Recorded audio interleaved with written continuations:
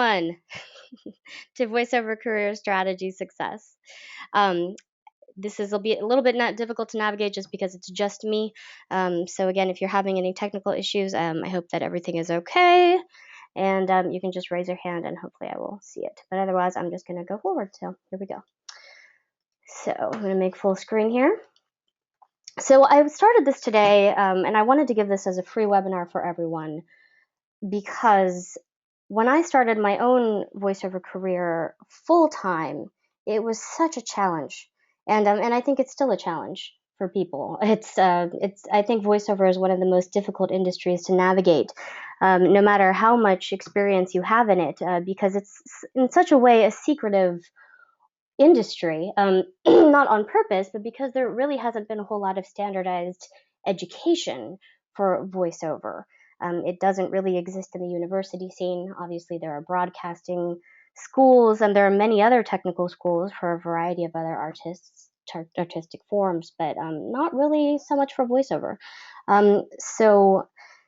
Before I proceed further, let me just introduce myself. So again, my name is Cristina Milizia. I'm the president of the Global Voice Acting Academy, which is a company that we just launched last year, which provides voiceover services for pretty much every imaginable voiceover need for talents. And this works for voiceover coaching classes. We do home studio services, demo production, and first and foremost, the center of what we do is that we do career mentoring.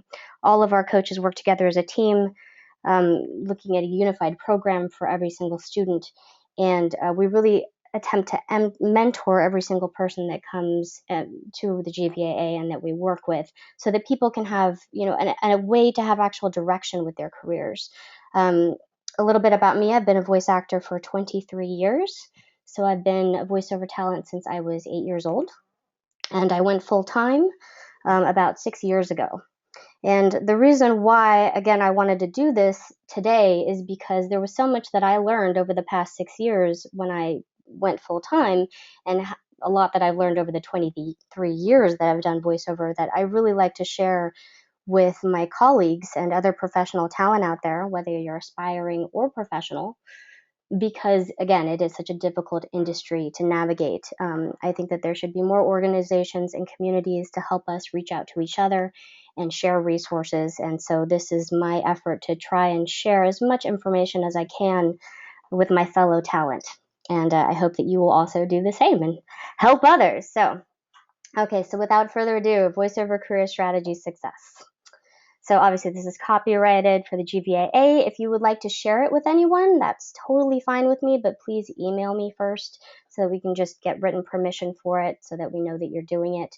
That would be fantastic. But again, this is something that I would like to provide for more people completely free, and I'm happy to have it shared as an educational resources for other people. Okay, so let's start at the beginning. 6 steps to career success. So I've narrowed it down to 6 steps, and these are about as simple as I can make it. Number 1, first and foremost, I put this all in caps. Know your voiceover goals. As simple as that sounds, everyone's like, well, I want to be a voice actor, but you have to be very clear with yourself. What exactly are your voiceover goals? Defining what it is that is your particular goal in voiceover. That could be going full-time. That's obviously a big one. It could be industry specific. It could be, again, everybody has their own personal journey, but know exactly what those are in such a definable way that you can write them down and it's very clear to you. So that really is number 1, being clear about that. Number 2, get obsessed. You have to be obsessed in this business in order to succeed, because again, it is such a challenging one and it is such a rewarding one. It's one of the best ones. I think it's the best job in the world, but you do absolutely have to be obsessed with it in order to succeed, I think. Number 3, make the time. This doesn't necessarily mean auditioning. This means for marketing, for networking, all of those kinds of things. But do make the time. There's a lot of people that work full-time in other jobs, and they want to be voice actors full-time, and they're not able to to organize their time in such a way that they're able to dedicate the time that they need in order to make that transition into doing more voiceover work. So you do have to make the time, just like any other discipline that you commit yourself to, whether it's working out or learning a new instrument, etc. Number 4, be organized. This is one of the biggest ones that is difficult, and this was actually my personal challenge when I went full-time. I am a very scattered person and very ADD. So this was this was so difficult for me. And I often find it ironic that I now help other people be organized. And I think the only reason why I'm good at it now is because I was so incredibly unorganized. Disorganized, extremely. I speak for a living, can't you tell? So yes, organization is key. Number 5, this is really the big one and sort of the reason for this entire presentation, is make a tangible plan, i.e. your strategy. You have to have a tangible plan in order to proceed with a successful voiceover career.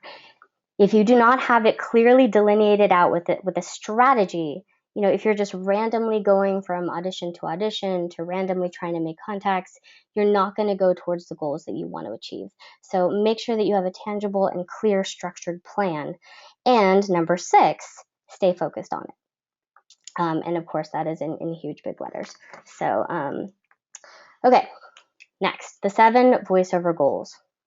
There really are only 7 voiceover goals. There's lots of little mini goals within this, but over the time that I have been coaching and mentoring talent and my own experience with my own work and with my colleagues, I've discovered there really only are 7 overall, and everyone's stuff, whether they're professional or aspiring, kind of fit into these. So number 1 is to either create or improve your demos. That's sort of an ongoing process. Even if your demos are good, you might want to be upgrading them and updating them. Either that or creating them if you're in that initial phase. Number 2, creating or improving your website. Of course, we all have to have a web presence in order to be a viable voice talent in the professional world. Number 3, a high-quality home studio, which, as everyone who is professional is aware and aspiring as well, is one of the biggest necessities now with the way technology trends have changed the voiceover world. You have got to have a high-quality home studio, not only because it raises your booking rate for auditions because you sound better, but also because there is a huge potential for independent work from home if you have an excellent home studio sound. Number 4, agents. So, your goal might be to have an agent. Your goal might be to have multiple agents. That's one of my personal voiceover goals at the moment, is to have more than my current number of agents. So that might be, that's a huge goal for lots and lots of people. Number 5, effective marketing. Effective being the key word there. So making sure that you're marketing yourself in a way that's efficient and effective. Number 6, be a full-time voiceover talent. I see this goal pretty much in almost everyone that I come across. Everyone wants to be a full-time voiceover talent. That is what all of us want, is to do and live and breathe this wonderful art form. So, be clear with yourself if that's what you want, and know how much work that's going to entail. Number 7, everyone usually has some sort of industry-specific goal. So I'm just going to get out of this big screen for a minute, make sure everyone's still with me. I think everyone is. Okay, cool. No questions so far. Okay, cool. So I'm just going to assume everybody's doing okay. Okay, so, sorry about that. Minimize that. Okay, so let's just take these one by one. Get obsessed. If you're not obsessed, you shouldn't be doing this. That's really just as simple as that. I don't think that needs a whole lot of explanation. It's true. If you don't wake up and go to sleep and spend the majority of your day thinking about this or working on this or having it being a major focus of how you want to focus your life, then again, you shouldn't be doing this, because it is a difficult and, again, a challenging industry. So if you're not obsessed, it's probably not for you. Number 2, make the time.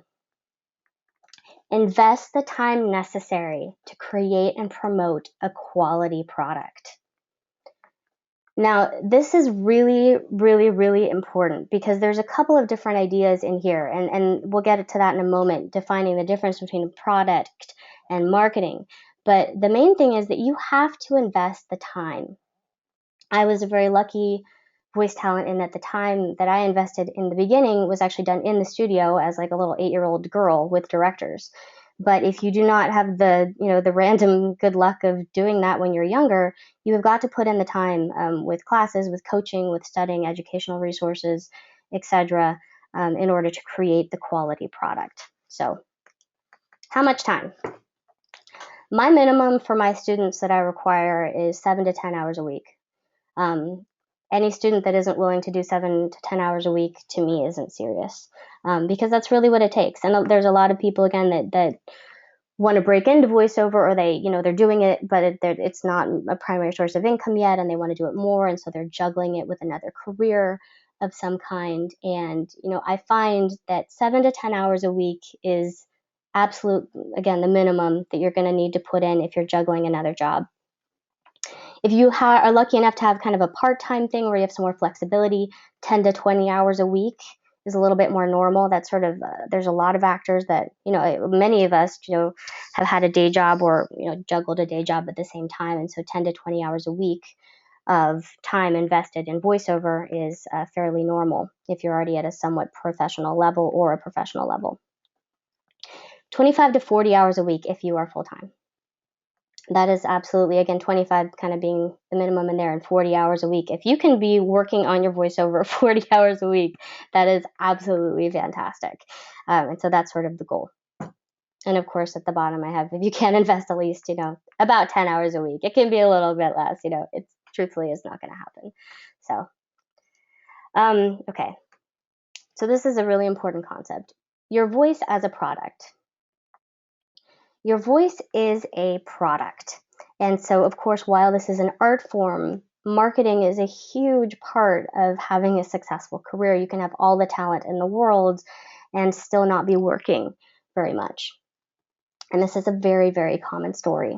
So in order to really understand the difference of, having a wonderful voice or having great acting skills and how it's different from actually successfully selling your product, you have to make a distinction between two things, which is marketing and the product itself. So you have to be clear that marketing creates opportunities. It does not get you work. So that's really important to be clear on. The marketing, it puts you in front of people. It's a chance to show what you can do. And again, it just creates that opportunity. But it doesn't get you work necessarily. It doesn't guarantee work in any way. And that's when we come to the product. The product is what gets you work. If you have a very high quality product, then that is what is going to get you the job, or multiple jobs, or a regular contact, or a regular client. However, having a really wonderful product does not create any opportunities. So that's why marketing and the product have to work in conjunction. You have got to understand that those two things have got to work together. It can't be, most people are really heavy on one side, usually more on the product side. People work for years and years just really working on their product, which is wonderful. But again, if you don't have the opportunities where you're in front of people, it's sort of irrelevant, and you're not going to get as much work as you should necessarily be getting. So again, product versus marketing, which we already talked about. If you are a professional talent, I'd say, and that means where you already have all your demos, you have your website, you have your home studio, you've got your stuff together, you've got your whole package, you're going to spend probably about 75% of your time marketing. That's what I do. I definitely spend about 75%, sometimes even 80% of my time marketing.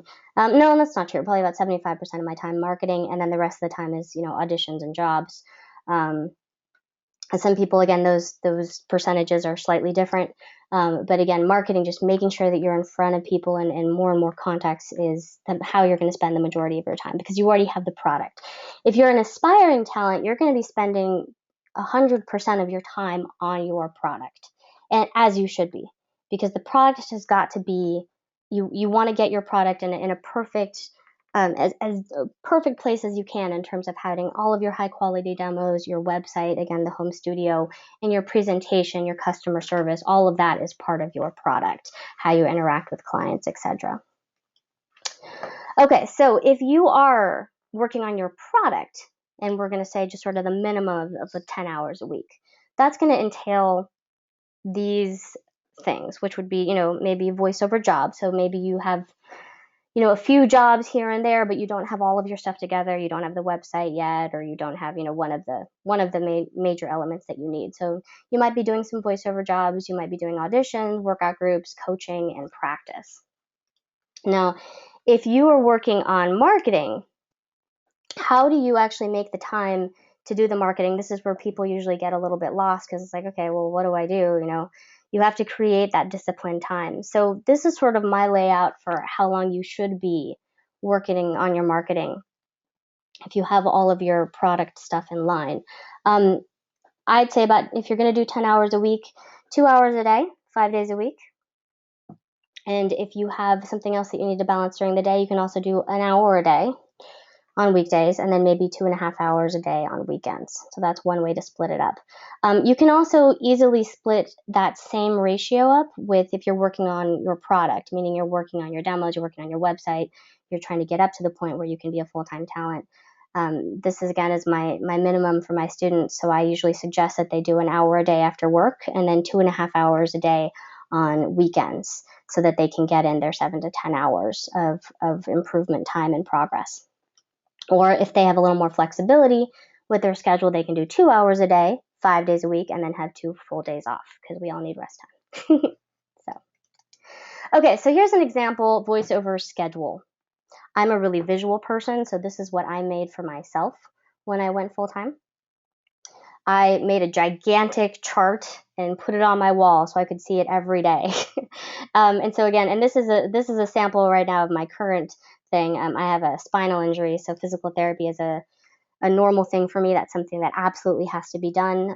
So you can kind of substitute in there something that absolutely has to be done. If you have a job that you work in at the same time, then you would, block these times out. I usually do things in 2-hour periods.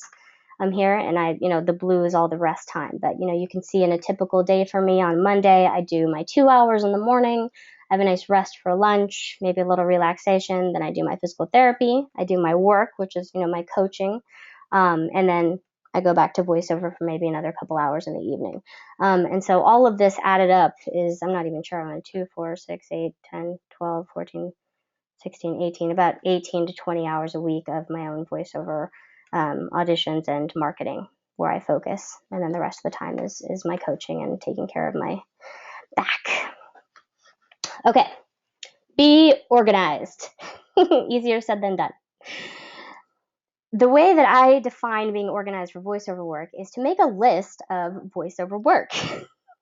Sounds really simple, but a lot of people are like, okay, I'm going to work on my voiceover, but it's like, okay, but what does that mean? Exactly. There's so many different thoughts of how you could improve your voiceover career. So I find that the easiest thing to do is to actually just make a list of what exactly qualifies as voiceover work.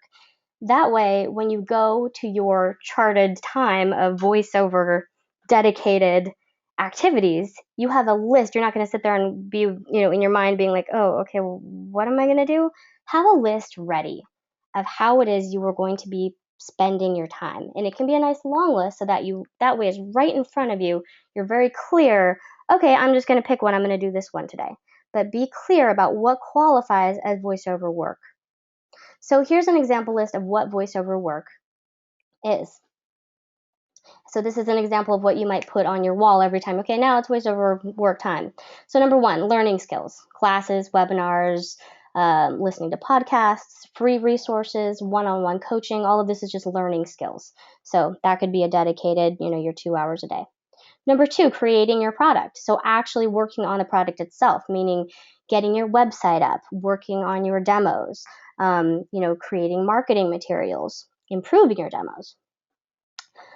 Number 3, improving your product. So this could be recording at home, in terms of self-practice, reviewing class materials, courses that you've taken or workshops you've taken to integrate that information, recording yourself to apply the concepts learned so that your product, again, continues to improve. Workout groups, again, another great way to work on improving your product, because there's nothing so inspiring as seeing other talent. Number 4, work. obviously. So this was the first thing I put down in my original voiceover list to myself. I was like, well, voiceover work counts as voiceover time. So yes, obviously voiceover jobs and auditions count. So a lot of times I would give myself a treat and I'd be like, okay, well, I did, 2 hours of a job today, so I'm just going to take the rest of the day off. That was my voiceover time today. So knowing that, I got in that time. Number 5, marketing. So this absolutely qualifies as voiceover work. It must be on your voiceover work list because otherwise no one will know you're there. So, and what I mean by that is researching and submitting voiceover materials to potential clients. And we can discuss that in a little bit more detail later. This does in general require a home studio, but the point is that, once you have all of your materials together, in terms of the website and the demos and all of that, then you can begin submitting your materials to independent production companies, to talent agencies, to other recording types of casting services, so that they are aware that you are there, that you are professional, and that you are ready to go. So making those contacts. Number 6, networking. Networking is really important. If anything, just because it's fun too. We're in such a community of isolation. I think, there's so many wonderful groups on Facebook and LinkedIn. For media producers as well, you can really find some interesting groups if there's a particular area of voiceover that you're really intrigued about. There's a lot of industry professionals for certain groups where you can make wonderful connections for possible work. So absolutely, networking is a great resource and a great way to spend your voiceover time. Number 7, one of my favorites, knowing industry trends. So if I'm not feeling very voiceover-y, I will dedicate my time to playing video games, watching TV, dedicated television, only watching commercials or cartoons, researching different types of characters that I want to pursue on YouTube, working on dialects, and knowing what those industry trends are. I do think it's important, it's in terms of actually watching live and current media, because these industry trends do change all the time. So it is important to be up to date. I can't tell you how many people I meet that are like, oh, I want to do work for animation, but they've never played a video game. Well, that's a huge part of character work nowadays. So you really do need to know your medium. Okay, so be organized. So now you have your little chart, you have your list of what you're going to do. So now keep it in a visible place, because it's so easy to get lost in our lives. Put your voiceover list, your tasks, and your goals in multiple visible places. I had a funny conversation with a friend of mine the other day, and we were talking about visible places to put this stuff up. So you can imagine, I find a great place to put things up is on the way to the kitchen, actually, because you're going to eat several times a day. So that's a good place. Anywhere if you're brushing your teeth and you're looking in the mirror, bathroom's sort of a weird place, but that works. We also have a list of where I put my things, which is on the door right before you leave the house. So it's always a reminder as soon as I'm leaving my house of what my goals are. But put that list and your goals, and it can be just your goals for the month, it can be your overarching goals, but keep this stuff in your mind. Keep the voiceover in your particular areas that you want to achieve things. Put it at the forefront so that you always remember. Stay focused. I can't stress this enough. It is so easy to get lost in the insanity of life and the unpredictability of it. And getting distracted even within the voiceover industry with many meandering areas that seem interesting or possible, or like they might be promising. Even if something seems like it would be a really good opportunity for more work in the future, be discerning, because it's not, if your goal is something else, that may not be the best way for you to get towards what you really want to achieve. So once you've clearly defined those goals, focus on your goals until they're achieved. You have the rest of your life to do auditions. We're all going to be doing auditions forever. That's what we do all the time. But I recently had a conversation with a student who was like, we were preparing to make her commercial demo, and she was like, well, I don't know if I can put that much time in because I have all these auditions. And I was like, why are you auditioning if, you don't have a demo, I was like, you need to be practicing for your demo right now, and the truth is, like, why are you running around doing auditions if you don't have a strong website or a strong demo? If you have other goals that are so much more important to your career and your marketing, and your opportunities, it is a much better idea to tunnel vision and focus on them. It can be difficult enough just to focus on things, just with the way life is and tends to scatter us. Keep one goal at a time in mind if it's easiest, but do just focus on those goals until they're achieved. And there will always be more auditions. So, and I love Ernest Hemingway's quote, which I think kind of reflects that, which is never confuse movement with action. So, work smarter. A lot of running around is not necessarily going to get you where you want to go. Okay, so here are the 5 ways that people get stuck. Number 1, auditions, but you're not booking any work. I hear this one a lot. I'm doing tons of auditions, I'm not getting any work. Okay, number 2, auditions, but you have no website or demos. Maybe you have an agent, or maybe you have one demo and you're doing a lot of auditions, but you don't have the other demos that you need. Honestly, if you're going to be a professional voice talent, you probably need at least 2. Even that's sort of minimum, I would think. And number 3, marketing, but nobody is hiring you. So maybe you're trying to reach out to a lot of contacts, but for some reason nobody seems to be coming back and hiring you or contacting you for any potential work. Number 4, people get stuck taking lots and lots of classes or doing a lot of studying, but you're not doing any work or you're not working towards your goals. That's actually a really common one. I find that sometimes people feel like taking just tons and tons of classes is getting them towards what they want, but is it a focused, tangible plan to get done what you really need to get done in order to have a career? Not necessarily. You're just amassing lots and lots of information, but you're not doing anything with it. And number 5, you don't feel like you have clear direction. That is a major way that people get stuck. They tend to lose enthusiasm. They tend to lose energy because they don't feel like they know exactly where they're going, which makes perfect sense. I think all of us tend to feel a little bit more despondent when we're not really clear about exactly how to achieve something. So if you're doing any of those things, there's only 2 things that it could be. It's either your product or your strategy that is not working. If any of those 5 things are areas that you are stuck, this is what you have to examine in order to resolve that stuckness. Making up words. Okay, so if you are doing this, so let's take it when the issue is your product. Number 1, if you're doing a lot of auditions but you're not booking work, like no work, then okay, we should look at, okay, what's your product? What voice are you doing for these auditions? What characters are you doing? Obviously something isn't working. Number 2, you're doing a lot of auditions, but again, you don't have a website or your demo. Your websites and your demos are part of your product. That is your product. So those have got to be there and they've got to be amazing in order for you to be successful. Number 3, marketing, but nobody is hiring you. I got this comment recently, actually. Someone was like, well, I know that I'm really good, but nobody seems to be coming to me. And I'm like, well, then maybe you should look at your product, because even if you think you're really awesome, if you're doing tons of marketing and you're submitting to all this stuff and people are listening to it and it's just not happening, then you have to examine the possibility that there could be something with your product that is just not really hitting that 100% mark that people are wanting to hire yet. So that's looking at your product. Now, strategy, it's a separate issue. So say you're doing a lot of auditions, but you're not booking much work. So you're working, but you're not working as much as you would like to be working. So something with your strategy is not, that's when you want to examine, something with your strategy is not quite there.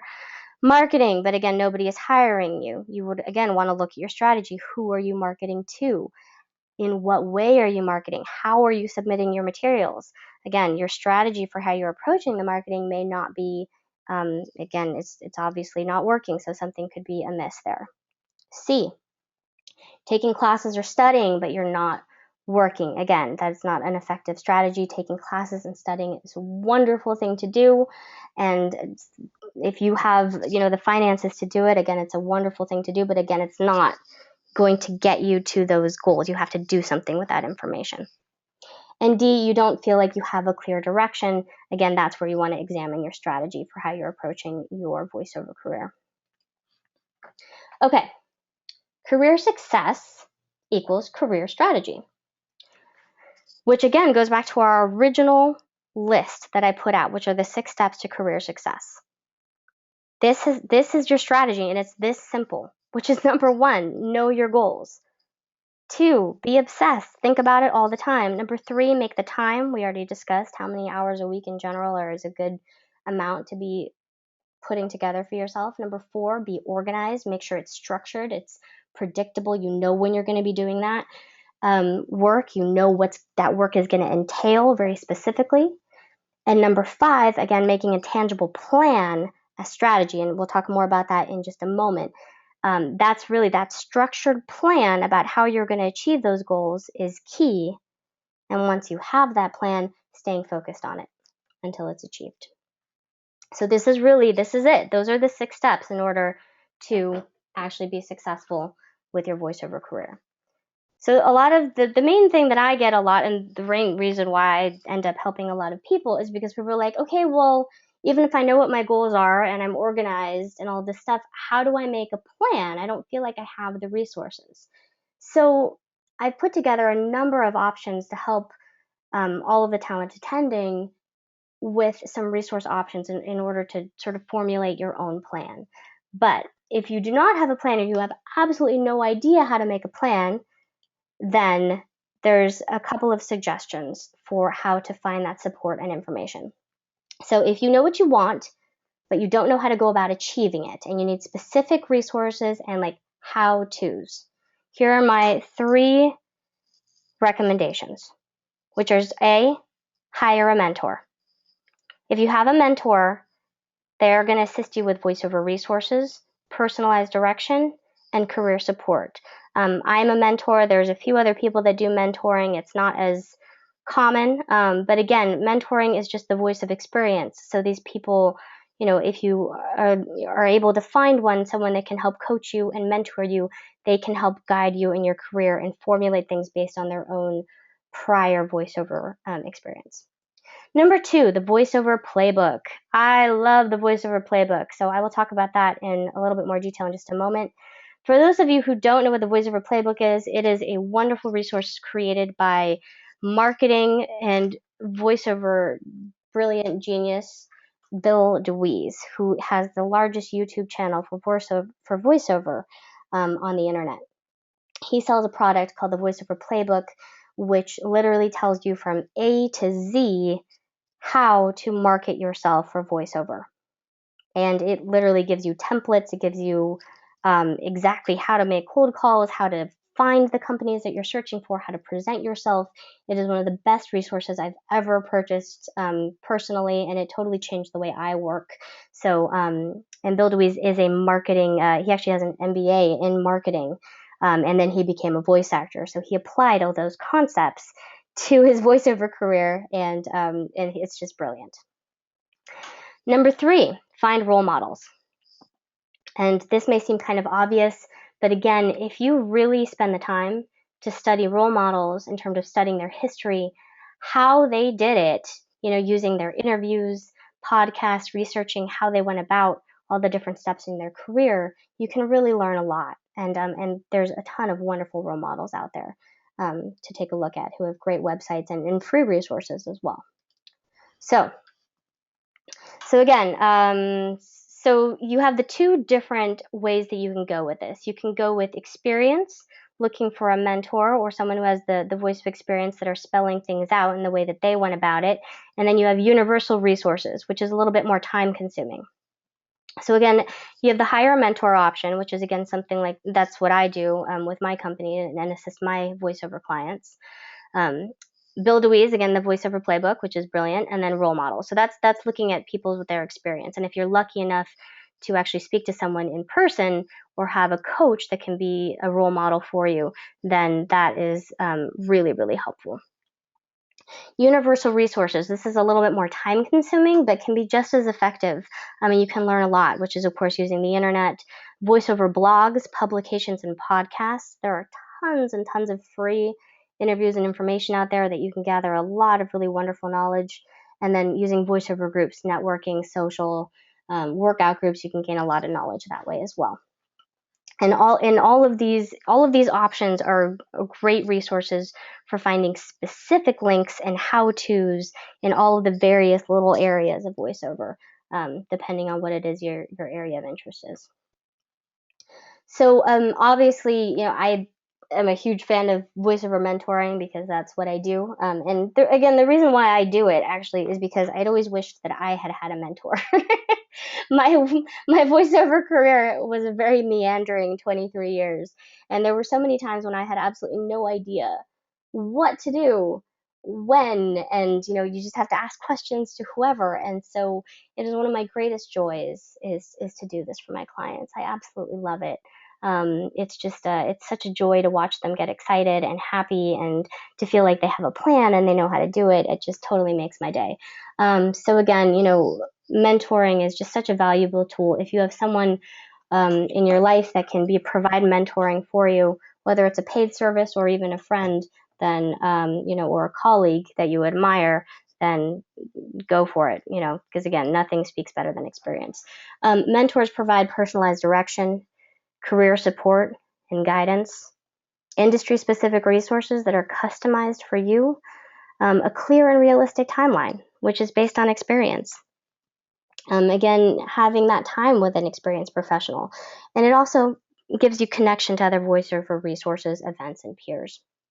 So just to show you a little bit about what I do for talent, this is a sample of a program that I created for a talent of mine about a month ago.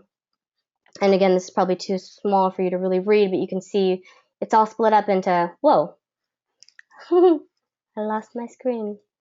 All split up into 1 month goals, 2 month goals, 3 month goals, 4 to 5 month goals, 6 month goals, 7 month goals, 8 month goals, 9 to 10 month goals. So again, this is very specific. They're itemized. Each number, there's links in here. It's very specific. It also has pricing, so people know exactly how much money they're going to be spending when. And all of this is based off of information that they've given me, knowing, what is going to be feasible for them financially and time-wise and all of that stuff. So I create personalized programs for people to help them achieve what their specific goals are, and give them the links and the resources in order to do that. So this is a sample. And now, again, if this is something you want to do for yourself, take this as a template right here. So say, okay, you do everything that we already just talked about in terms of getting organized. Make a plan. So this is your program, and I consider it it's like personal training for voiceover. This is going to be your workout plan. So make a goal for 1 month, 2 months, 3 months, 4 months, 5 months, and write everything out, each step. Make it realistic. Make it specific. Time-bound, SMART goals. I'm sure everyone's probably heard that at some point. But that really is, if you want to get something done, you have to break it down. So this is the way you would go about doing that. So just you can take a look at this in terms of a good template for starting place for making your own. Okay, so I talked about Bill DeWeese before. Again, I cannot stress enough how awesome Bill DeWeese is. I love Bill DeWeese.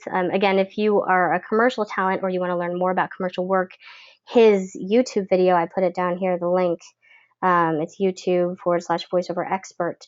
Again, he has over 250 videos on there, and he gives just free tips on commercial work. He does that completely free. And I learned a lot about commercial stuff. I started as primarily a character actor. So, it's an invaluable resource. Bill DeWeese makes a 6-figure voiceover income, and he has 16 agents. So he's kind of my business. I'm like, you're awesome. I want to do that. So that's he totally upped my goal. So that's sort of I was like, okay, that's my new standard. I want to have 16 agents too. Here, this is a link to his voiceover playbook. You can find it on the internet too, but if you do go there as a result of this website, I would love to ask you if you can use this link. Reason being that he and I have a relationship, and he knows that way that I sent you guys. So if you wouldn't mind using this link, I would very much appreciate it. And so it's just goo.gl/capital W, lowercase u, uppercase U, Q8M. So, and again, that it's really just an incredible resource. It totally changed the way I do marketing. You absolutely will not regret getting it. It's just one of the best investments you can ever make. Okay, improving without spending money. I love this. I grew up super poor, so I'm always really adamant about people being able to be proactive about their careers and learning on their own. There's so much you can learn without actually having to pay for anything. And so I put together as many free resources and links and ideas for you guys as I can possibly think of. For improving your product, recording at home, reviewing materials, applying concepts learned, workout groups, peer workout partners, etc. So you can do all that stuff on your own. All of that you can do just, and with friends and peers and colleagues. Studying your industry, watching and listening to media, video games, commercials, TVs, cartoons, YouTube, dialect references, demo links to other talent. I usually have all of my talent and students listen to other voiceover demos because you want to hear who else is out there, who is succeeding, who's rocking it, who's with the talent agency that you want to be with. Find out, really learn the trends, learn what's going on. If you don't know that much about video games, get in there. Because if you want to do a voice in there, that world is changing and it's changing fast. Commercials are changing fast too. Cartoons are changing. Everything changes all the time. And voiceover is going through some really interesting trends. So it's a really good idea to stay on top of that. And again, that's totally free usually, aside from maybe cable, but you can do everything on the internet now. So know your medium. Learn the specifics of how your targeted area of voiceover works. If you're a commercial actor, know how the commercial field works. If you're a character actor, same thing. Learn how video games work, learn how toys work, learn how animation and cartoons work. In terms of the actual industry themselves, like how they function, what are their needs, how does the format work, how are they recorded, in what way. The reason why is because it's going to increase your likelihood of being hired. And the reason why it increases the likelihood of you being hired is because you're going to understand what the client wants. I'm going to give you a really specific example. My area of specialty is toy work, toys and games. I am very proficient at toys and games because I know exactly how toys and games work, and that's because I used to work for a creative services company that created voiceover and sound for toys and games. So I understand that toys and games have memory issues, so there's a lot of concatenation. Lines usually need to be short and quick and really exaggerated because for a toy, a lot of times those products, all of the sound has to fit in a tiny little chip that doesn't have a lot of memory. And so the sound quality isn't great. So it's got to be really exaggerated and out there in order for it to really be to communicate well. It's not CD level quality. So it really helps me in terms of knowing, how that actual industry works in terms of how I deliver my product. Networking. Again, you can reach out to groups for voiceover talent and media producer without spending a dime. And you can learn a lot from the experience of others. So lots of talking. Talking is good. Okay, more improving without spending money. This is a huge list. Not a huge list, but probably the best resources that I've found that are free. So just going through these quickly. Dialects idea website. If you don't know about this, then check it out. The dialectarchives.com. They have dialect references for accent study from literally recorded from authentic sources all over the world. So if you want to go learn an Ethiopian accent, they have recorded samples of people with Ethiopian accents, and it's just incredible. It's a fantastic resource for studying, doing your dialect and accent work. Character work. I'm a huge fan of Pat Fraley's free resources on his website. I learned a bunch of stuff just taking a listen to just his free stuff, and there's the website for you. If not, just look up Pat Fraley. You'll find him online and go to his free page. There's some great interviews and all that good stuff on there. You can learn a lot about character work. Commercial work, I've already talked about Bill DeWeese.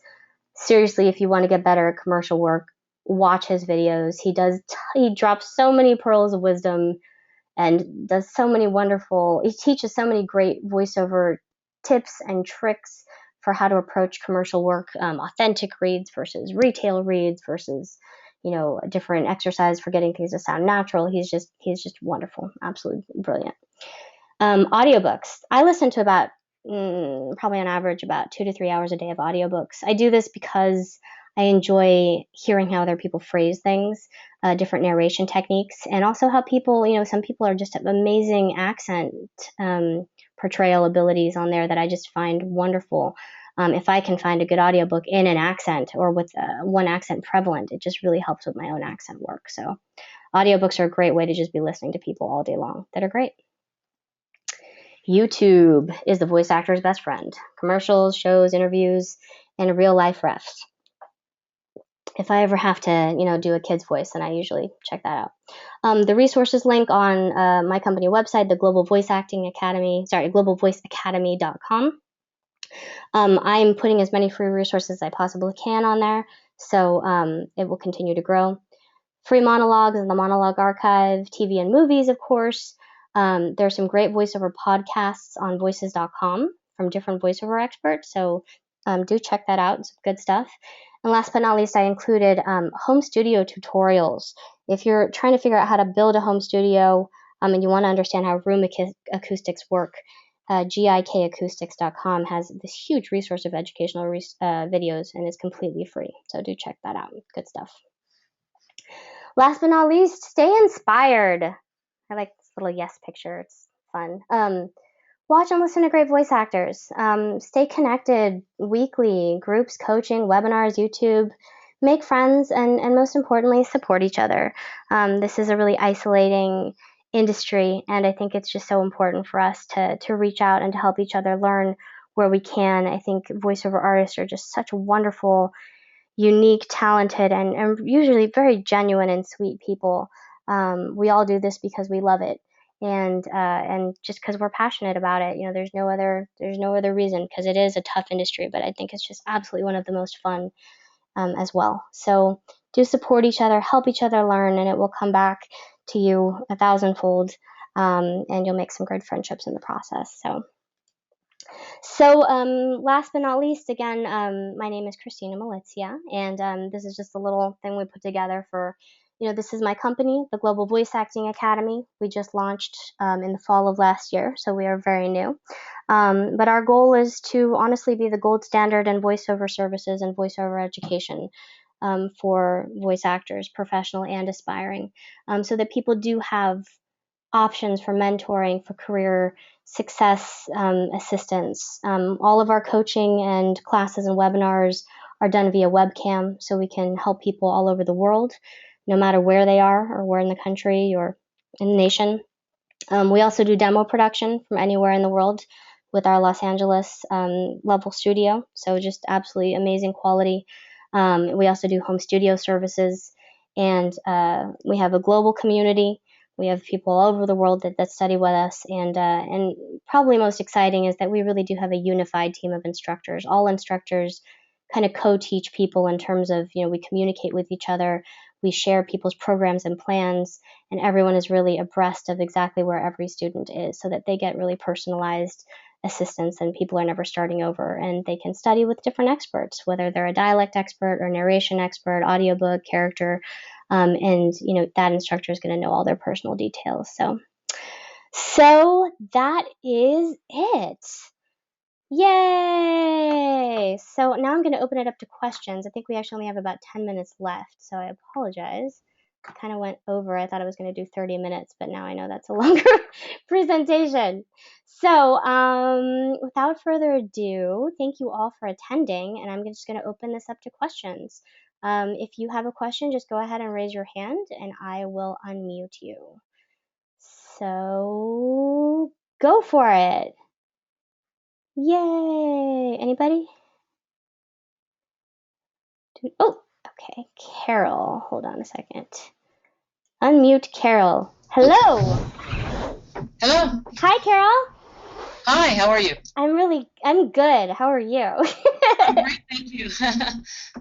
I'm just wondering, is there a particular medium that your voice might be more suited for? For example, could you be more suited for narration of books as opposed to games or commercials? Um, yeah, I mean, absolutely. I mean, there's maybe initially, but it's sort of really, I find it's more about what people want to do more Okay. than what, there are, yes and no. I think, of course, there are certain things that, your voice is naturally going to lend itself to. So like your voice, for example, you have a lovely, just kind of a nice narration, rich voice. You're probably going to be hired for a lot more work of narration, commercial or audiobooks than I would be, so to speak, unless somebody wants teen fiction, or whatever. And people generally hire me for kids, toys, and game stuff.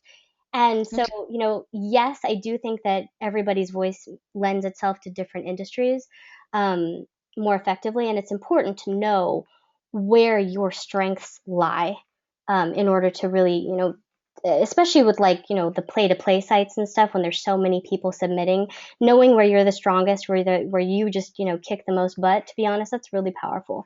But do I think that it really defines what you're going to do for the rest of your life with your voiceover work? Absolutely not.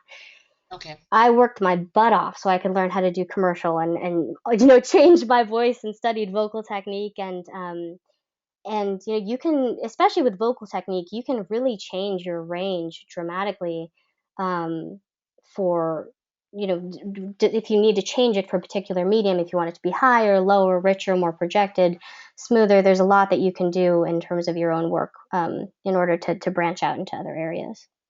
Okay, great. Thank you. Cool. Thank you, Carol. Does anyone else have a question? Oh, I have to mute you again. Okay. Oh, and Carol, if you could unhand yourself so I don't confuse. I don't know if you can unclick your hand. Yay! Good job. Okay, so Angel. Hello, Angel. Hello, Angel. Angel, if you're talking, I cannot hear you, but I see your hand. And I've unmuted you. I'm going to come back to you because there's some other questions. So just check your settings, okay? Okie doke. Let's see. Christopher. Hi, Christopher. Hi, how are you? I'm really good. How are you? I'm well, I'm well. In your opinion, how many demos do you feel a person should have, and what types do you think they should be? What do you think would be the best starting base to have before you go off? Off into the professional voiceover world. Correct, yes. Um, I would say, ideally, if you're some people are scared of character work if they really feel like it's not for them. So I think there's two ways you can go. I really do think I think it's nice to have two personally. But if you have a really just killer commercial demo and you're like amazing, there's nothing that says that you can't, submit to a talent agency with a commercial. But personally, I would rather go into, if you're going to be submitting to talent agencies and to production houses and all of that, having at least, if you're primarily just a commercial kind of person or a narration person, have at least a commercial and a narration. In an Okay. audiobook, one is also really easy to kind of tag on to that if you're scared of the character work. If you are a talent that you can do the character work, then, that's super solid. Agents like diverse talents. So I would say really the two essentials, if you are able to do the character and the commercial, is to have the character and commercial demos. All you really need in order to get out there and pursue work is a good commercial demo and a good character demo. And you're a viable person to submit to any talent agency or production house. So, Excellent. Thank you very much. my pleasure. Thank you. All right. And Corey. Hi, Corey. Hello, Corey. Oh, Oh, there you are. hello? Hello. Hello. Can you hear me? I could hear you for a Hello? second. Yes, now I can hear you. Uh, you can hear Hello. me. Yes, I can hear you. Better? Yes, that's perfect. How can I Um, help you, sir? uh, I've been in works for a couple years now, on the fence of creating my own demo. How do you feel? Is that a smart thing to do, or should you try and save up money, or if you're just starting out? Sorry, you cut off in the first part of it. What was the very first thing that you said? That I've been on the fence about creating my own demo, also to save kind of with money, Got it. and your thoughts about people who make their own demos. Honestly, I don't think anybody should make their own demo. I make demos, and even when I make a demo, I hire a director, or a co-colleague to direct me. And it's because none of us can really, it's very, very difficult to judge yourself in terms of not only what characters or what commercial spots or all of those things that you should select that best show what your voice can do. The other thing is that if you don't know the industry really well, a demo is going to make or break, that makes or break your career. That is your flagship as to what your skills are. It is much better to save and invest the money and get a professional demo done than approach somebody with something that isn't professional. There are people, again, who know the industry. There are very specific outlines or structure to demos, in terms of time, in terms of length, in terms of how many spots should be on there, what types of spots should be on there, how the transitions should work, the content, how the emotional transitions are used, how dynamic they are, and also keeping up with industry trends and all of that. There's so much that goes into a demo. I'm constantly studying demo production technique, and that's part of what I do. And it's because it's an ever-changing world in the really competitive cutting edge. So I really do think it's much better to invest the time with someone who has experience, who's going to do something great for you. Okay, thank you so much. My pleasure. Okay, and let's see. Frank. Hi, Frank. Hey, how's it going this evening? I'm good. How are you? It's going very well. I'm enjoying your webinar this evening, Cristina. Oh, I'm enjoying your voice. I love the big, deep voices. I think because I'm on the opposite ends, I'm always like, ooh, that's so nice. Could you speak a little bit louder, possibly? Sure, I can also turn myself up here a little bit more. How's that? That's perfect. Excellent. Okay, great. If I could just wade in for half a second, and I hope you don't mind. Please do. I do have a little experience behind me, and that's the gentleman who was asking about a demo. I don't know where he lives, but get to know somebody who works at a radio station. That could be one possibility if you can't afford $1,500, $2,000 to get a proper demo done. See if you can make friends with a production manager, somebody like that at a radio station. Get everything ready ahead of time. Give them a couple $100 on a Saturday and go in for maybe 5 or 6 hours and see if you can get a demo done like that.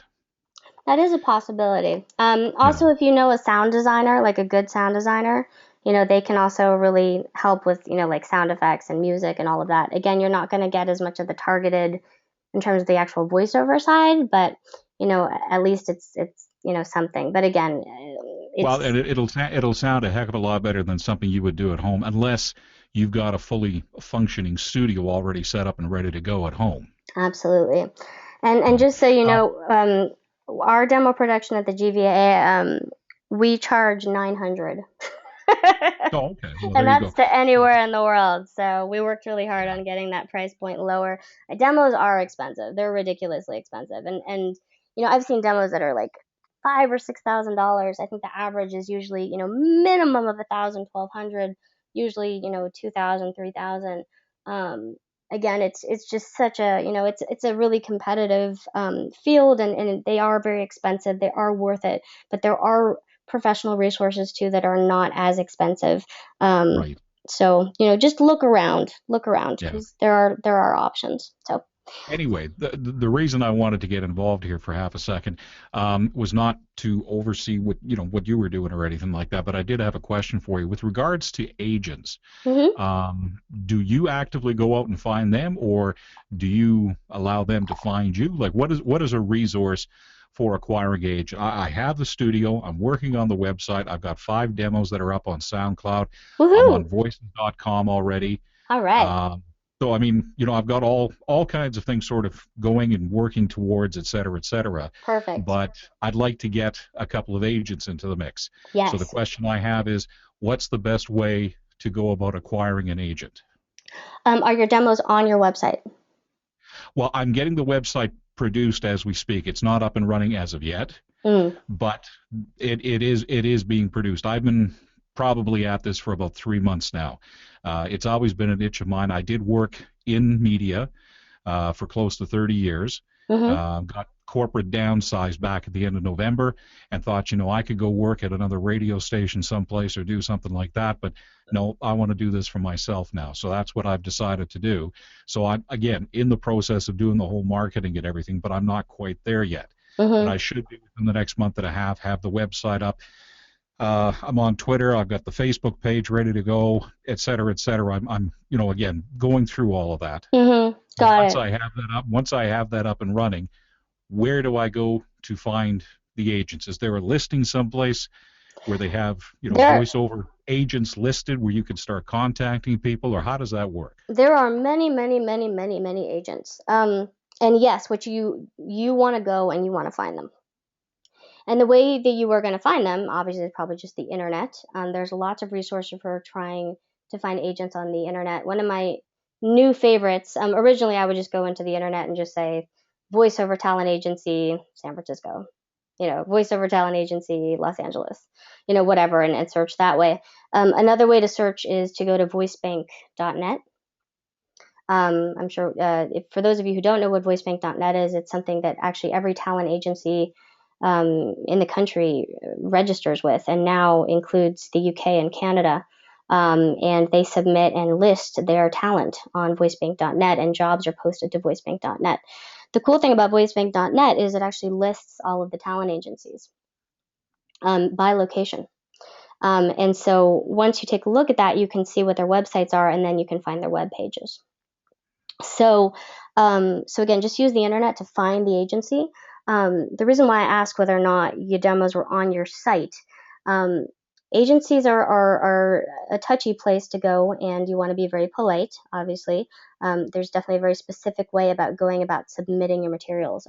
Almost every talent agency has a section on their website that says submissions or, representation, and it will say how you submit your materials to them. Okay. It will have specific instructions. And some people require only hard copy. Some people allow emails.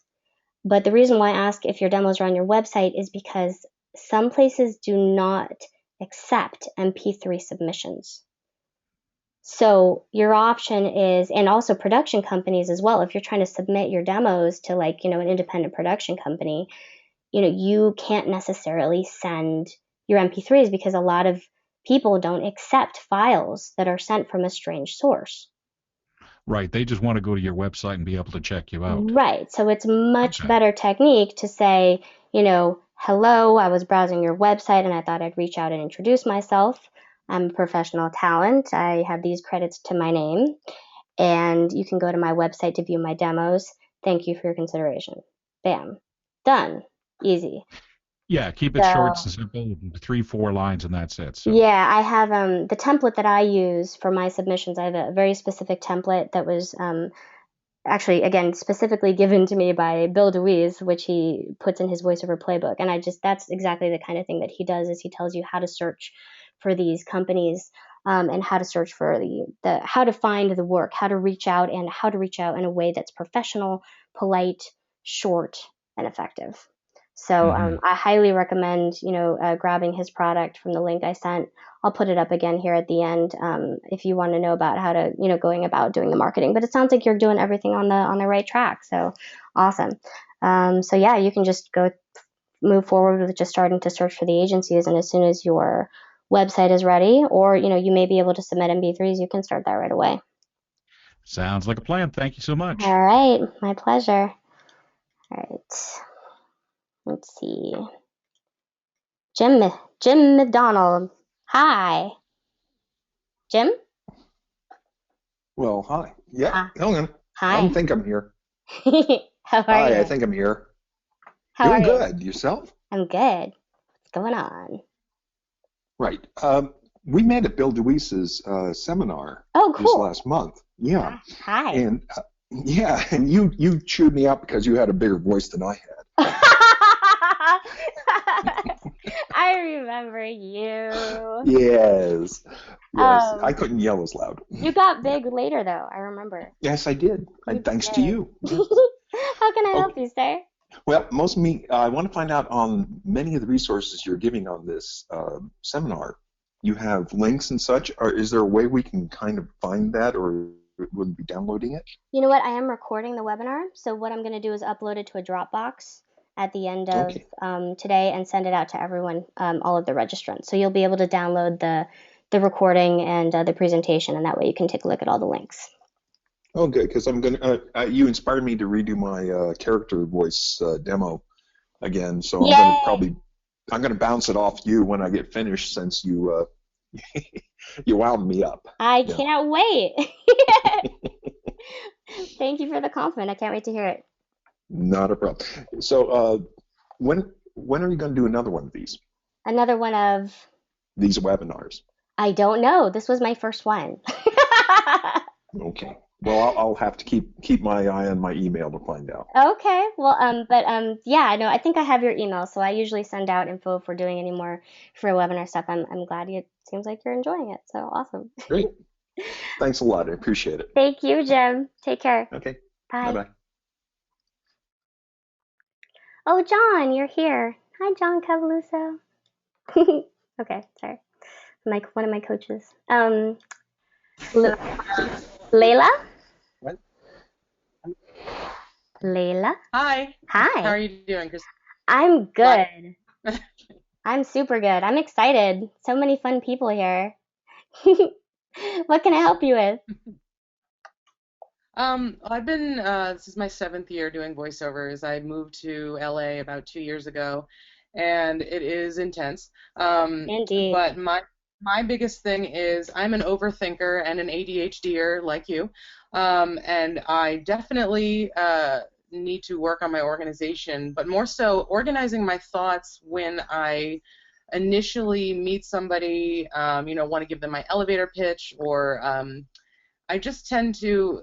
I was recently in another class where we were discussing how the whole object of marketing is to be a problem, be the solution to their problem, and not talk about me. This is what I do. To talk about ways in which you can benefit the client and basically give them the solution they're looking for.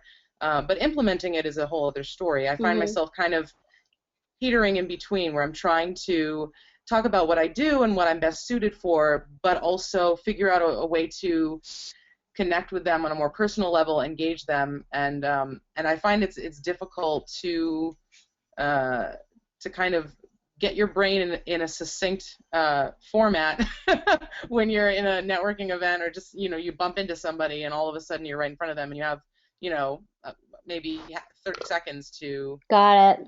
bring it all together. So, and what kind of a networking situation are you kind of referring to? Just if you can give me an example of like maybe the kind of. Sorry? Like Seth Green. Oh. Like bumping into Seth Green. Being like I was prepared to meet with him, but then all of a sudden, like I turned around and he was already behind me because I was hanging out with some other people he knows, and it was just like. He was the only person that I really, since I've been here, that I was kind of, I don't know what the expression is, but yeah, my brain kind of jumped out my head. And so sometimes I think it's just kind of tricky. I'm just trying to figure out better ways in which I can do a more succinct elevator pitch, and also my cover letter. For telling? Just jump to the point and give them kind of an ABC of what I can offer them. Oh, you mean your template? Both the template and just tips for just the general elevator pitch when you only have a very short period of time to make a good impression. Okay, got it. Well, again, I mean, if it's like online kind of marketing, searching for opportunities, again, I think Bill DeWeese's playbook is just amazing. I'll pull it up here at the end again. It really is like for people, especially. I mean, sounds like you too. Like for me, where I'm so I have so many ideas going in my head all the time. It's just like this ADD nightmare. Like I have to I'm like, wait, what was I doing again? It's so scattered. So having like a formula for me is key, which is why I'm all about programming. And again, like I said, the reason why I do this, I think it's so ironic, and it's the only reason why is because I'm so scattered myself. If I didn't have it, I would be just no idea what I'm doing. Yeah. So it sounds to me like you're going to want to structure, define ahead of time, just like you're saying. The things that in terms of writing, I definitely would recommend the playbook in terms of finding your own independent clients, and being succinct about emails. In terms of in person, I think there's no wrong way or right way to go about talking with people, but I do think that being authentic is the thing that's really gonna that's really what's gonna resonate with people the most. If you're so worried about getting your pitch in, or if you're in your head the whole time, like, am I maximizing this potential? Are they gonna leave? Do I have their attention? Is this too much? Am I forgetting, like, all this stuff? Then it's just gonna make it awkward, or possibly could make it awkward. Um, so I really and the other thing is that people tend to connect with people that they have like a personal connection with, that isn't necessarily like, oh, I do this thing and you do this. It's sometimes it's, people bond about the most random things, like, that puts them together, like sports teams, and, what kind of, whatever, what kind of car they have, who knows, Yeah. a pastime. I would really focus more on getting to know people, especially if it's something that's like a reoccurring event, if at all possible, and forming those more intimate relationships. People are more likely to trust you. Because everyone is on the guard for something that isn't necessarily that authentic, so to speak. Just being yourself, I think, is probably the best thing that you can do. You can mention you're a voice actor. If people are interested, they're going to ask you more about it. But I think you're just stressing yourself out, to be honest. I'm good at that. I, I have found that I mean, it doesn't matter where you are in your career. We're all just people, and I have made a couple good connections just because the voiceover community, as you said, is so giving, and we're just all a family. But there's always those few moments where I get a little starstruck, and I have to kind of turn off my over analyzing button. Yeah, no, it happens. Like, it happened to me actually the other a couple months ago. I met Kate Higgins, who's the voice of Barbie. Oh, wow. And for me, like, being in the toy and game industry, like, I got to be in a record session with her, and I just lost it. I was so dumb. Like, I said the dumbest stuff. I was like, I'm so dumb. And later I was like, God, she must think I'm such a weirdo. Like, because I was just asking her just weird stuff about, like, I was just like, oh my God. And later I was just like, you know what? Next time I'm just gonna be cool, and I'm just gonna be like, hey, what's up, and treat her like a person, because what I did instead was totally awkward and weird. So, people are just gonna like you for who you are. Voice actors are such fun, outgoing, entertaining people. I would say just focus on the actual authentic connections, and I think it's gonna bring you a lot more, less stress and more success. So that rhymed, but I hope that helps a little bit, and I'll put up the Build a Wheeze link at the end for that code of the marketing stuff. So Thank you very much. no, my pleasure. Thank you, Layla. All right, Michelle. Hi, Michelle. Hi, Hey, girl. How are you? I'm good. How are you? Oh, good. I know you. Good job coming.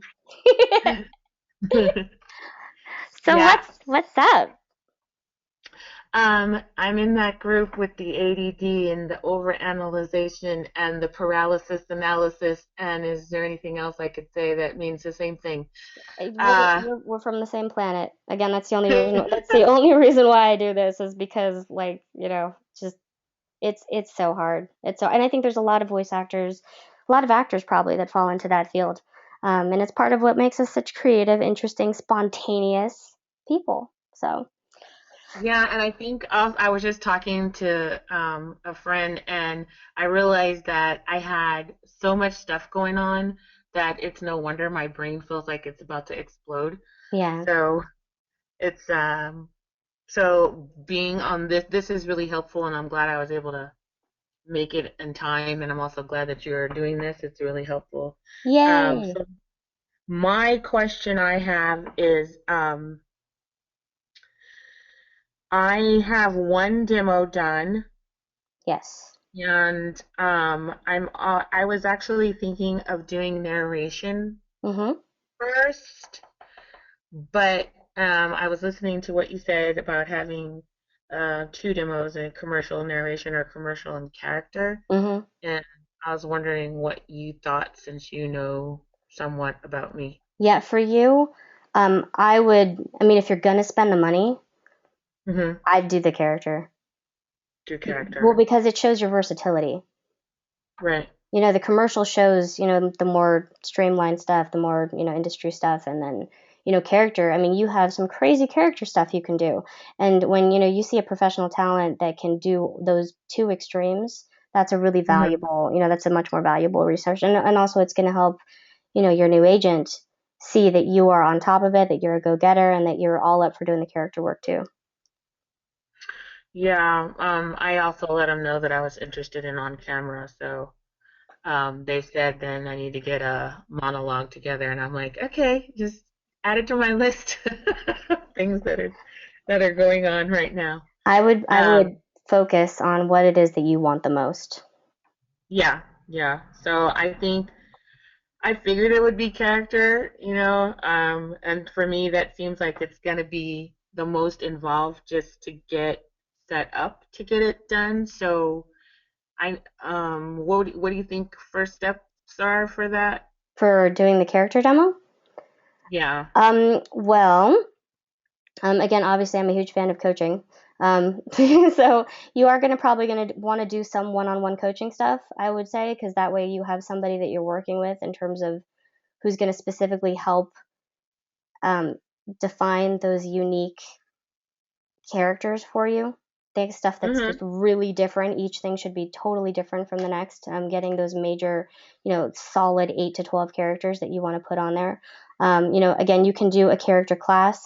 David Rosenthal, we're teaching one in April. I think I just sent something out today about that. And actually, the whole class he's teaching right now is building that stable of characters towards the demo and all of that kind of stuff. So, there's classes out there again where you can work on those characters.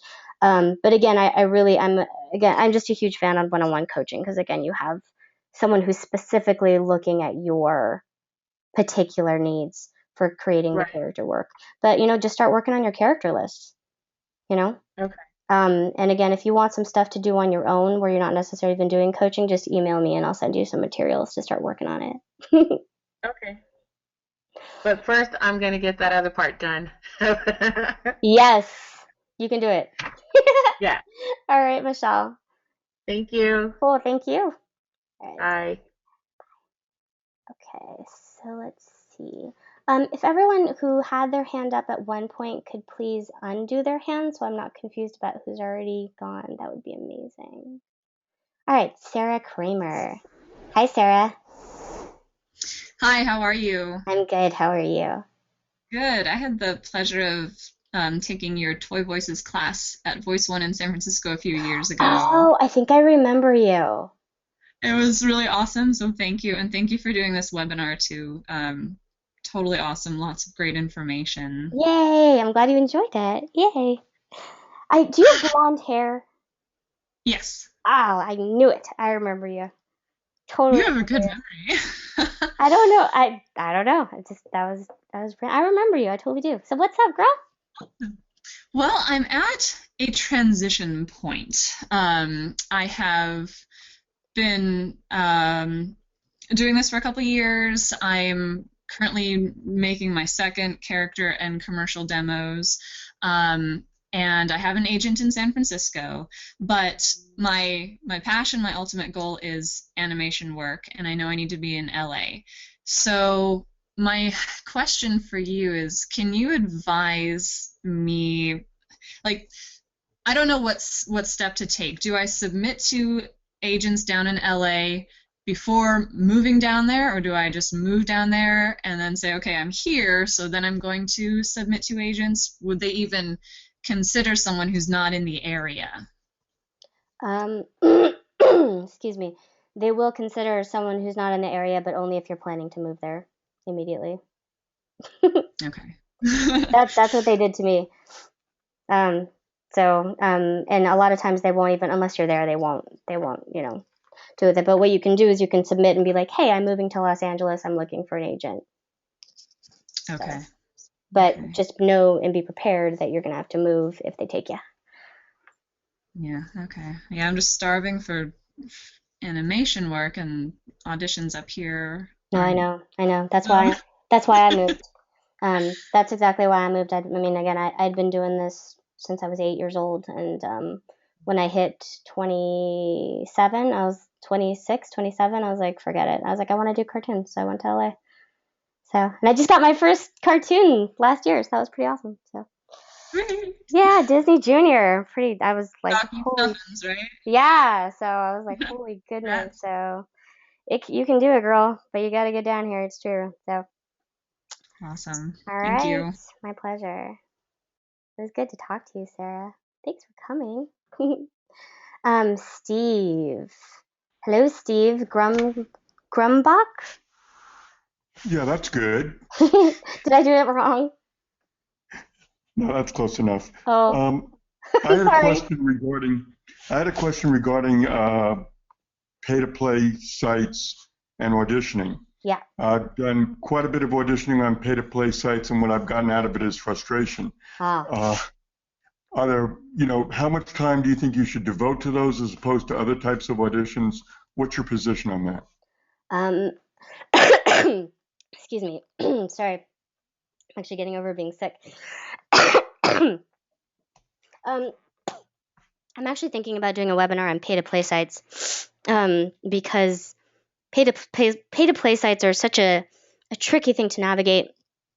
I really do need to do that webinar on pay-to-play sites. I recently spent a bunch of time in an event seeing and doing an interview with the woman who actually runs Voices.com, and she explained how the website works. And it was very, very, very interesting because the way that you set up your profile really changes the way that people search for you, because it is a searchable website. So if your profile is set up correctly, when people type in, oh, I want a commercial, I want a warm, friendly voice, you can potentially come up, but only if your profile is set up and all your demos are set up correctly. So that's just one food for thought right there. My experience with pay-to-play sites, it can be very frustrating. It's for everybody. There are a couple things to keep in mind. Are you on voices.com or voice123?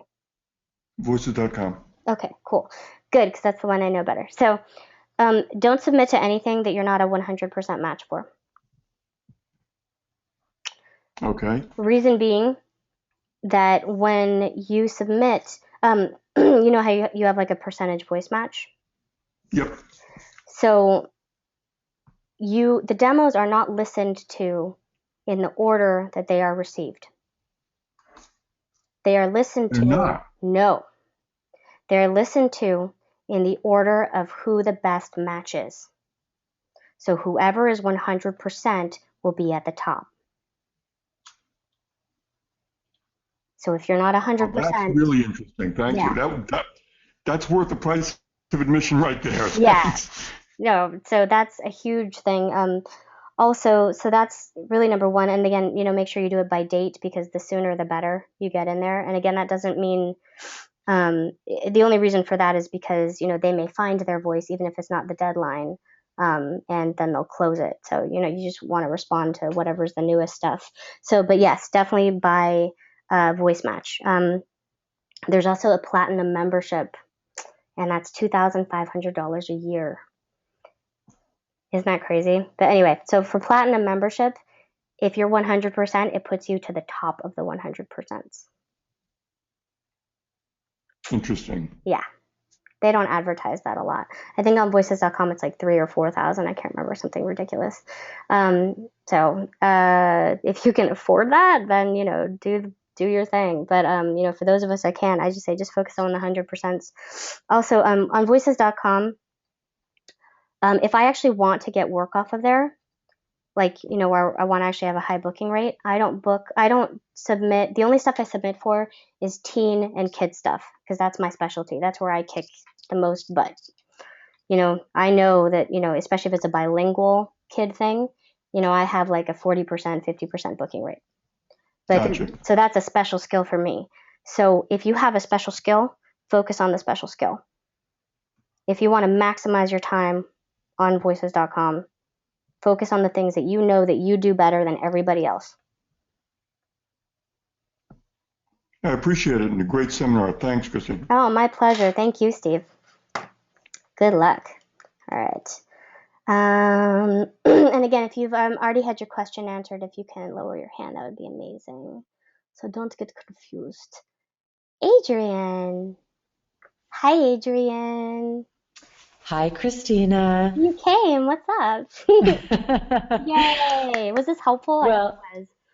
absolutely. Thank you so much. Yay. So Miss Sarah Kristen Kramer kind of already asked my question, and it had to do with the possibility, the realistic possibility of getting an LA agent if one does not live in LA. So basically not. Yeah.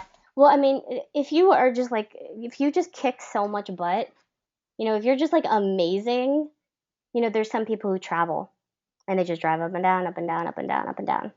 Melissa Hutchison does that. Owen Thomas does that. But that's the commitment that you make, is you're going to have to get ready to drive. So you basically have to say, basically, yeah, I live there, I'm available. And you'd be willing to drop your whole life and everything in order to do it. So yeah, it's pretty easy for me to get to LA. But the other question I wanted to ask you is, do you know if Bill DeWeese is SAG-AFTRA? Is he union? Yeah, I think he's core. Yeah. I think he's core. I think so. Okay. I can't say that with complete certainty, but I'm pretty sure. Okay. I was just wondering if his six-figure income was getting union work or non-union work. No, it's both. It's both. Actually, you know what? Now that I think about it, yeah, he's both, because he does stuff on Voices.com, and then he also did like Chevrolet and does crazy big stuff that's union too. So okay. He likes to work. So is that what most people are doing? Is FICOR that's really becoming a popular answer, isn't it? And you know, and it's funny because like the union doesn't like to advertise it, and agencies don't like to advertise it. But the truth is that I think that, you know, the union, I think the union has some catching up work to do with the voiceover industry. You know, there's a lot of technology that's changed. There's a lot of stuff that's changed with video games. There's so many new types of media now, and you know, I think that there's probably there's stuff that needs to be renegotiated, rearranged, because the truth is that there's a lot of places where people cannot make a living just doing union work. So hopefully that issue will be examined and remedied in the future soon. That would be nice. But you know, I know for me, you know, the toy and game industry is pretty much exclusively non-union. So, you know, I mean, I do work here in LA for Mattel, the biggest toy company in the world, and it's all non-union. So, you know, am I going to give up Mattel because I want to be only union? No.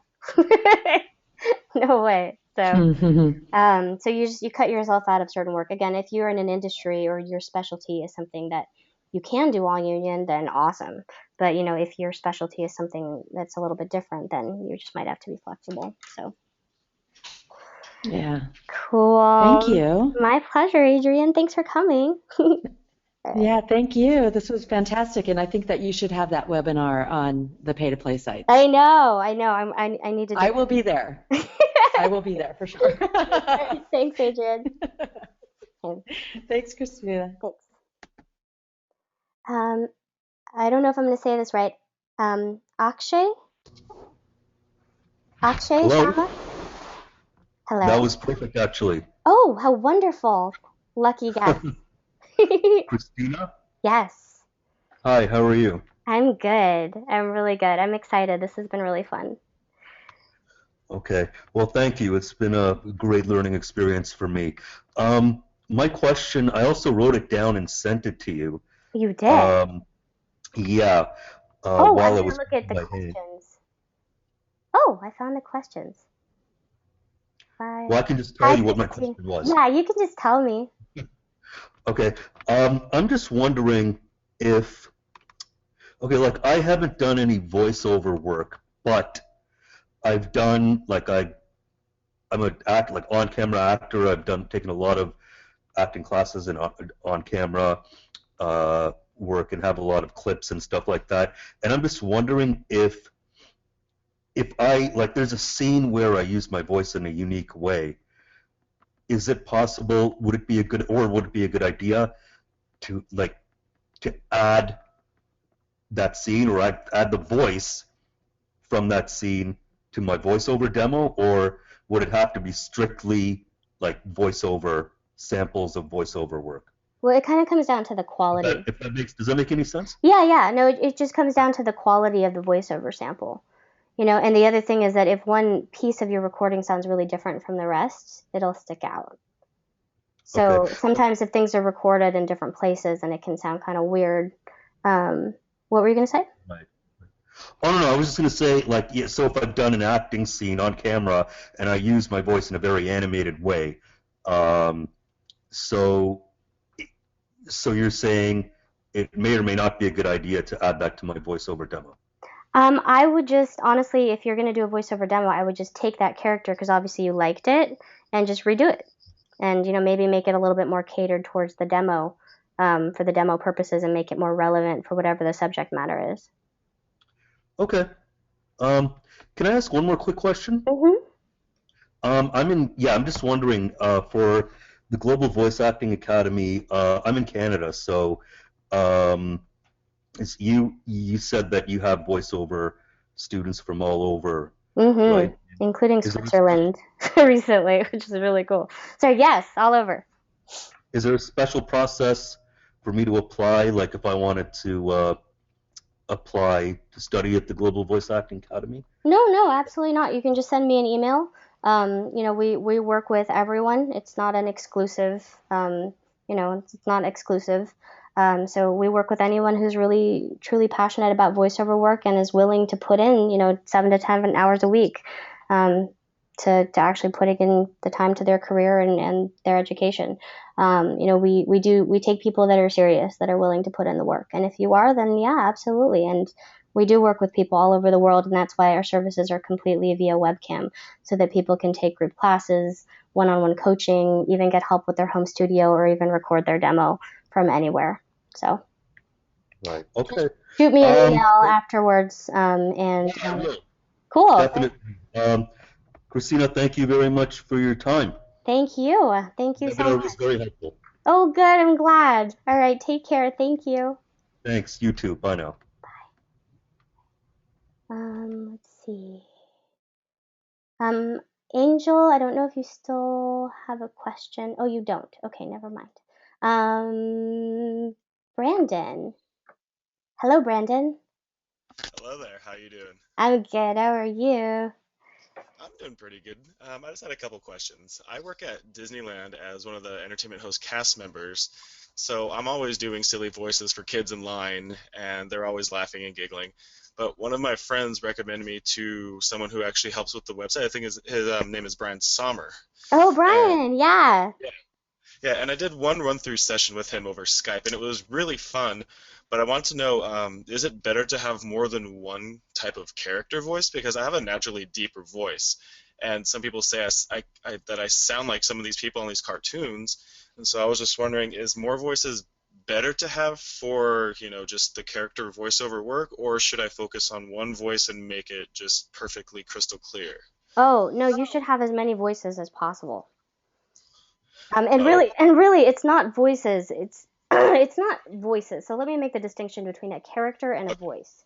A lot of times people think that voiceover work is just about character work is just about making voices, and it isn't. It's about making characters, and it's just characters that happen to have interesting voices that reflect who and what they are. Oh, okay. So you're going to want to focus on doing as many different kinds of impressions and characters as you can. Yeah, I do that a lot. A lot of people ask me if I'm that guy from The Emperor's New Groove. I think you know the person I'm talking about, right? Patrick something. I can't remember his last name. Warburton, that's it. They say I sound like him, so I'm like, okay, well, I can imitate that person while I'm in line, and maybe I can practice that more often to get that one character down. But just for having a deeper voice like I do, I find it really hard to get a higher note for higher character voices, like to produce that character. Well, super high pitched stuff may not be for you. That also could possibly be a vocal technique thing because you're not doing it correctly. Or you may want to focus on just big, deeper characters or nasal characters. There's so many things that you can do with your voice. The voice is one of the most versatile instruments in the world. So it's probably just it's really more of a just knowing how to use your instrument unless you've had any vocal training. Vocal training is the way that you learn how to use your instrument. So I wouldn't say that you can or can't do anything because you may not know what you can and can't do. I've never even heard of vocal training before. I'm completely brand new to all of this, so it all sounds so much fun and it's so interesting. It's something I would really want to get into as for full time. Even if it's in the far future, I would really love to get into it. So this is my first webinar that I've ever attended, and it was amazing. I got so much information out of it. Oh, I'm so glad. Yay! Yeah, and Brian Sommer, I don't know if you've heard Brian Sommer's demo, but it's one of the best character demos I've ever heard in my life. He's one of our coaches at the Global Voice Acting Academy, and a huge Disneyland fan himself. So you listen to his demo if you want to hear some different characters. Man, it's just incredible. He just blows me away. All my coaches blow me away. Actually, John Cavaluso, who's attending today, he blows me away. I just listen to his demo sometimes just because it relaxes me. It's just amazing.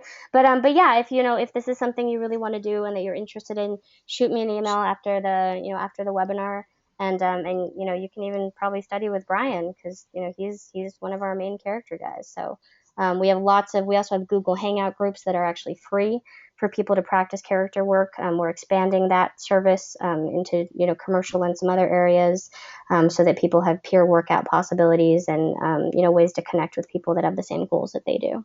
So. Okay. Yeah. Thank you so very much for this. This has been very enlightening. No, my pleasure. I'm glad you enjoyed it.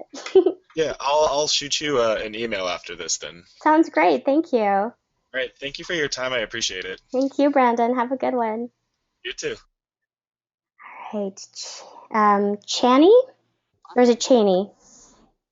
It's actually Hani. Oh, Honey. I'm so sorry. Oh, no, really. Nobody ever gets it's Hebrew, so Oh. Unless we were in Israel, I wouldn't expect you to get it. It's lovely. How can I help you? Well, I had a question actually going back to I think the second or third question you were asked. I've been working with Edge Studio, and I was under the impression that in order to get an agent, you first had to actually have booked work. No. Like agents don't want to bother with people who haven't proven that they can get a job. It's an interesting way to box people in. That sounds terrifying. I don't think that's necessarily true. If you have an amazing website, if you have amazing demos and an amazing website, how are they going to know if you've never worked before? I don't know. I've never had a talent agency ask, have you ever done a professional job? Ever. Oh. Ever. And I've submitted to a lot of talent agencies. I actually submitted to 15 UK talent agencies on Sunday. And when I get a response, no one ever says, have you done a job before? So now, if you are a new talent and you don't have any experience, what may happen is, and a lot of times what does happen in production companies, is they'll do a test. And what they'll do is they'll be like, okay, well, we're interested in hiring you for our talent roster or for our talent agency, so we want you to come in for an in-person session. And so what they'll do is they'll take you in and they'll give you like 6 or 7 scripts, and they'll have you do them all. And then they see, okay, is this person truly professional or do they just have a nice website? So, and it's true because some people, there are demo makers out there that make amazing demos out of people, but the people don't really have the professional skill set to go into a real session and, conduct themselves in a way that is experienced and efficient and, knowing how to take direction and how to do an A, a B, and a C take and all of that stuff. That happens more and more these days, which is, again, why another huge reason why, I wanted to start this company is because there's a lot of people who want to get into this, who really want to do a good job, and there's no strategized, clear way for people to know, how do I really conduct myself as a professional, respectable voiceover talent? What are the right ways to do it? What are the industry standards? What am I going to be expected to do? This is the information that needs to get out there to people who are aspiring to do this in full-time work. And the reason why I like doing it is because that way you don't end up doing something that you shouldn't be doing, or learning the hard way, through trial and error, so that people are prepared when they have a good demo, they're ready to go in and do a great job on any kind of in-person session as well. So sorry, I kind of went off on a tangent, but No, I totally agree with you, and I'm really glad you did this webinar. I mean, I like Edge, I like the people, but I kind of feel like they took my money and just said, all right, go forth. I mean, there's no plan, there's no... And I have 2 little kids, so it's really easy for me to get distracted and not, put the time in that I need to be putting in. Yeah, no, it's and we all have really busy lives. And again, if you have kids on top of that, I have a number of talents that are trying to juggle, a job and kids and all, and it's so difficult. People don't have time to people need to know, okay, I need to be doing this. I only have this much time in the day. People need to be knowing how to spend that time. The Edge, what we do is very similar to what the Edge is. Obviously, it's a lot of the same services. What we do is personalized, and that's the difference. We create, it's a caring system, and I wanted people to have a real support structure, something that's personalized, something that's customized to them. And the other thing that makes me nuts about just the coaching and training stuff in general is that when you study with a coach, and then you say you need to go study with another coach, you have to start all over with that other coach. They don't know anything about what you did before, or your experience, or where you're at.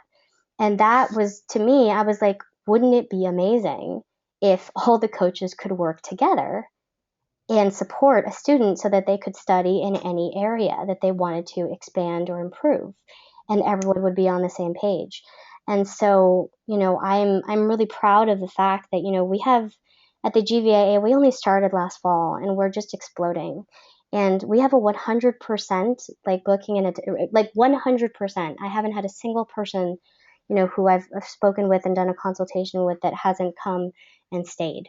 And I'm so proud of that. And the reason why it makes me happy is because it's just, I did it because this is what I wanted. This is what I wished someone had done for me, which is just show me what to do specifically for me. And, it's just give me that experience, tell me which way to go. And, when you have that caring support structure, when it's organized and efficient, it's much closer to kind of a university experience, to an organized educational structure. And that's really my eventual goal. And that's why, we do what we do, is because there's so many talented people in this world, and they just need those resources. So we try to create something that's much more caring and supportive for all of our clients. So yeah, I'm definitely going to be signing up for one of your strategy packages at the very least. Rock on! I would love that. I absolutely love that, and I love making programs. It makes me really excited. I actually used to be a personal trainer. I think that's where the program thing comes from. It was one of my part-time jobs when I did voiceover in my early 20s. I was seriously a personal trainer, NASM Ace, in gyms. And that's where I got the whole 1 month, 2 month, 3 month goals, because that's what you do with personal training. And I was like, what if I just did personal training for voice acting?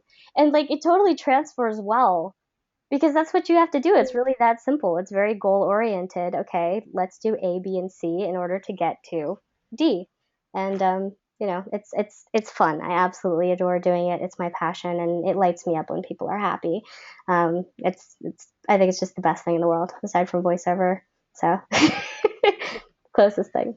Thank you so much. Thank you. All right. Honey, right? Honey, yes. Honey. Okay, good. Good to talk to you. Okay, let's see if there's anyone else. I think I got everybody except for Jane. Yay! Oh, Jane, you don't have a question anymore. She's just kidding. Are you sure? Hi, Jane.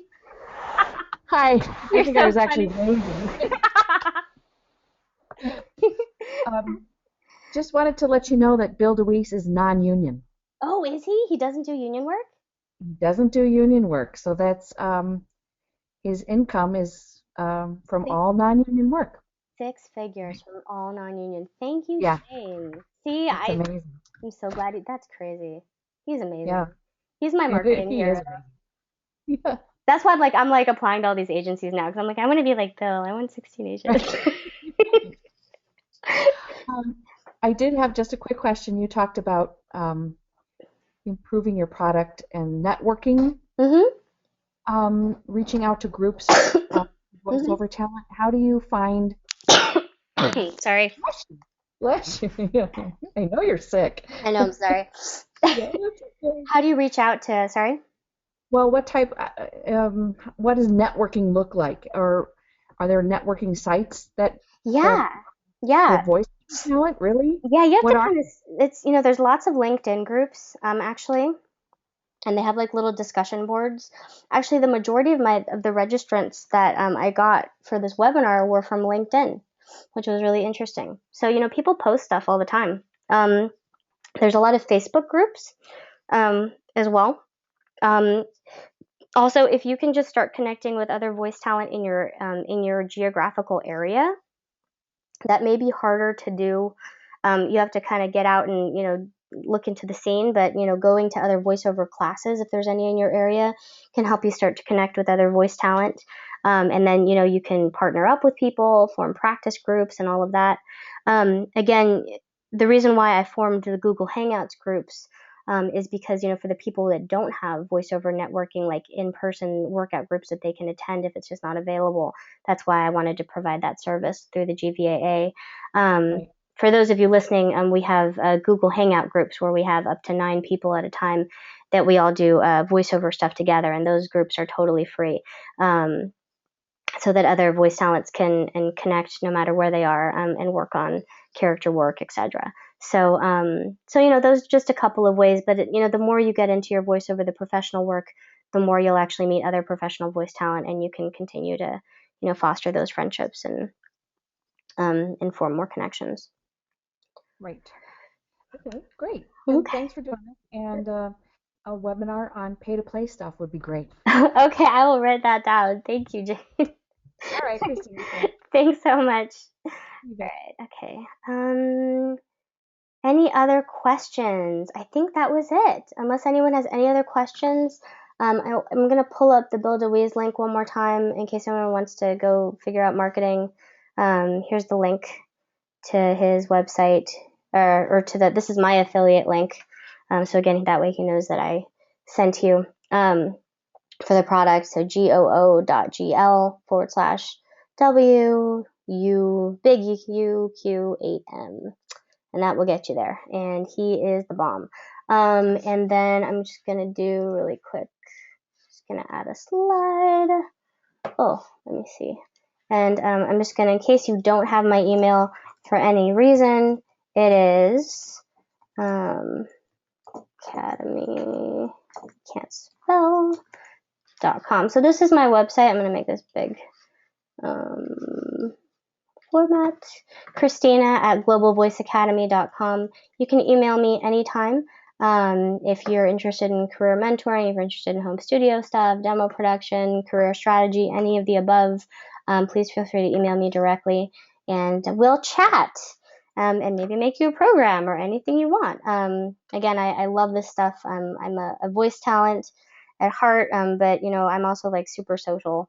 So I really I get bored and lonely when I'm in my studio all day. So I love my students. All of them are my friends, and we have a good time. And I would love to hear from you. Also, just really quickly, so our website is currently very slow. So I apologize if you're trying to go to the website and kind of take a look around.